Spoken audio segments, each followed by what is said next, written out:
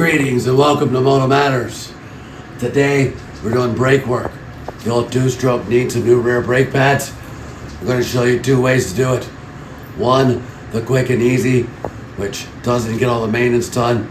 And two, we'll take the time to do all the rear brake maintenance to do it proper and right. So let's get started.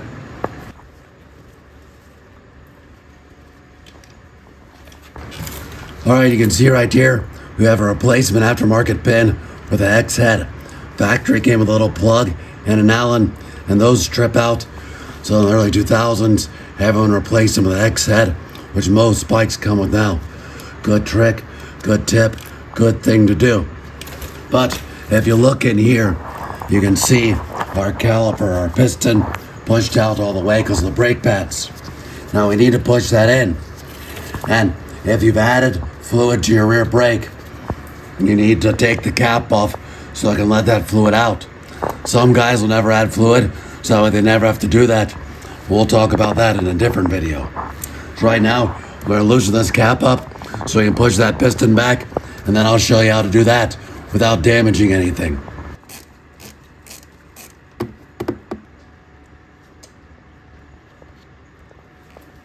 Alright, if you'll notice, there's a lot of residue and some water spots, maybe even some dirt on the piston. We don't want that to push the seal. So if you have some brake and contact cleaner, spray away, get that all cleaned up. But if you don't, here's what I like to do, and it's probably not recommended because WD-40 will dry out your seals. But very carefully, not full spray. You do not want to get any on the rotor, but just a little dab on the piston so it runs around, cleans everything off, and then we'll push it back in without damaging the seal. So wish me luck.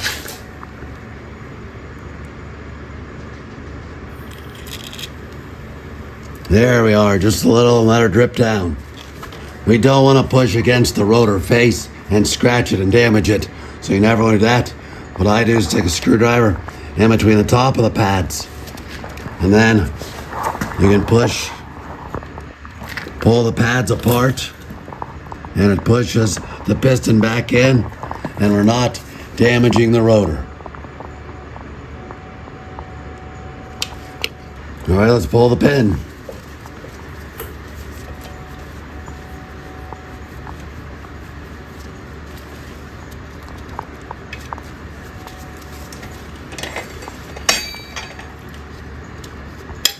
There we are. Pad's falling out for us already.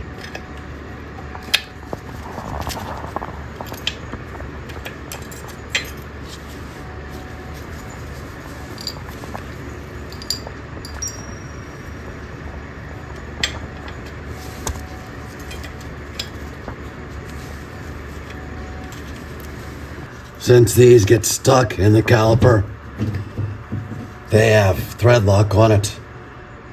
I'm using Never Cease. Get a little on there.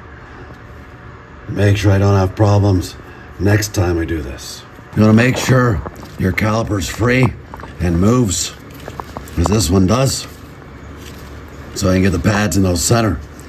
You'll notice a little fiber disc that draws heat away because you got a lot of friction, a lot of heat build up. This will keep your caliper cooler. So a lot of guys take those off to make things fit easier. Never do that. You need them as a heat sink. Slide them up, get them clicked in the front. See the foot, the claw. Just make sure you're up in the trough and they're real nice and neat.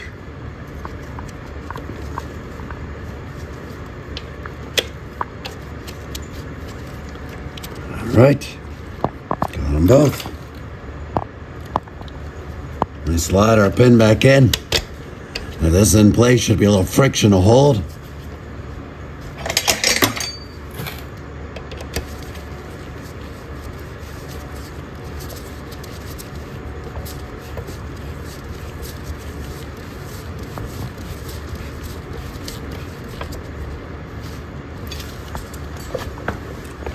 Check your fluid level.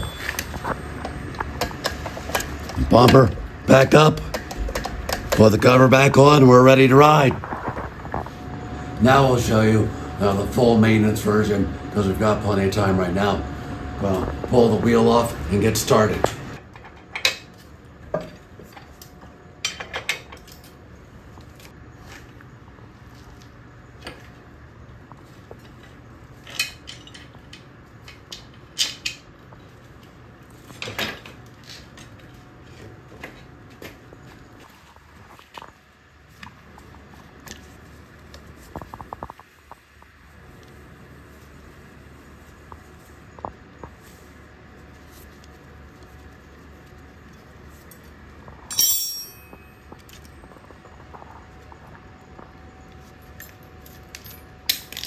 And don't throw them like that, especially if they're brand new. Now you take the two pieces apart. You want to clean these up really nice. See a different quality metal. This is what the caliper slides on. The easier it slides, the better braking you're going to have. So we'll clean all this up and re-grease this all and put it back together, then put the pads in.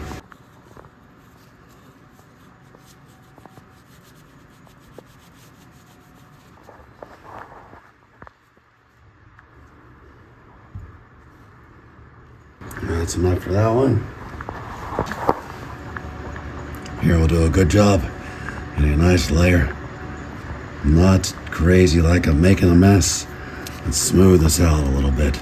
You just want a nice smooth layer on there. Line up. Slide back in. Make sure you pop that down in the groove so it sticks nice and goes. See how it moves and still covers. That's what we want. See how easy that moves now? Now we're all set to put some pads in. Make sure you have the spring plate up and in place. Now you can see the little groove of the pads going up at the front. Right into there. They're slide in place. Keep the pressure on because the spring plate's going to push her down. Pin in.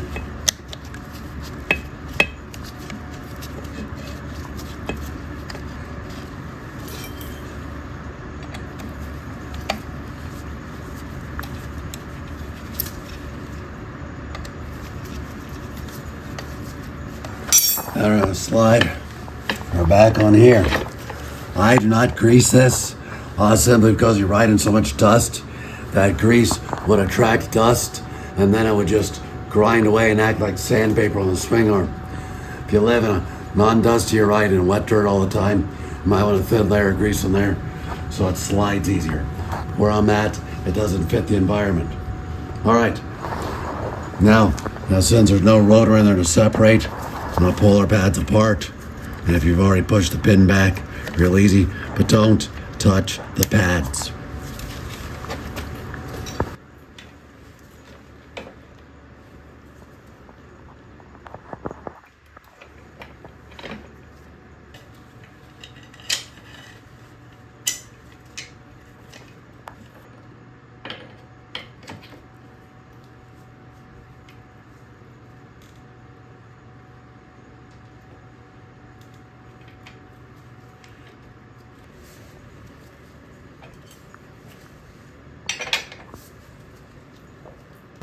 All right, you want to make sure your fluid level's not too high, because if it is, then your brakes will end up locking up on you.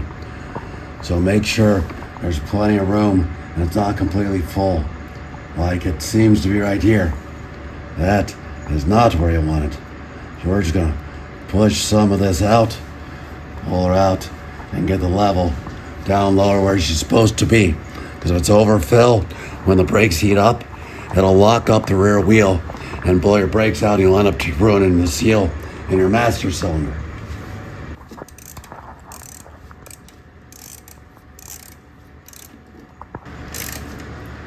Tighten the master cylinder up. Double check the brakes, just for fun.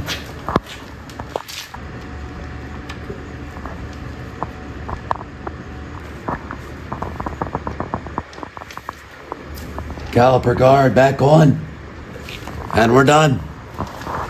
It's simply that easy to swap out brake pads, taking your time if you have it, or get the track in a hurry. That's like leave the wheel on, 5-minute project. I hope you learned something. I hope you enjoyed the video. Thanks for watching. Like, share, subscribe.